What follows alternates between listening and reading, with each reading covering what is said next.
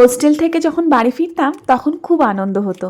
তো কি হয়েছে, একবার ক্রিসমাস টু নিউ ইয়ারের জন্য কলেজে বেশ অনেকদিন ছুটি পড়েছিল। তো যারা দূরে দূরে থাকতো তারা তো যথারীতি সকাল সকালই বাড়ির জন্য রওনা হয়ে গেছে। আমাদের বাড়ি যেহেতু খুব একটা দূরে ছিল না, তাই আমরা কয়েকজন মিলে ঠিক করেছিলাম যে আজকের ক্লাসটা করে তারপরে আমরা দুপুরবেলায় বেরোবো। তো কোনো কারণবশত সেদিনে দুপুরের বাসটা ছিল না। আর তো কিছু করার নেই, আমাদের তার পরদিন সকালে বেরোতে হবে। কিন্তু কথা হলো রাত্রে যখন থাকতে হবে তো ডিনারটাও ওখানেই করতে হবে।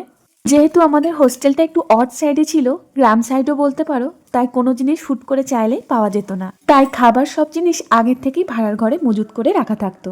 এবার রাত্রে আমাদের জন্য রান্না হবে ভাত, আলু ভাতে আর ডিমের কিছু একটা। কিন্তু ডিম রয়েছে 5টা আর আমরা মোট রয়েছে 8 জনা। ঝন্টুদা, মানে যিনি আমাদের কুক ছিলেন, উনি বললেন, চিন্তা করো না দিদি, ডিমের একটা দারুণ রেসিপি তোমাদের রান্না করে দেবো, সবাই চেটে পুটে খাবে। গরম গরম ভাতের সঙ্গে যা খেয়েছিলাম না, দারুণ।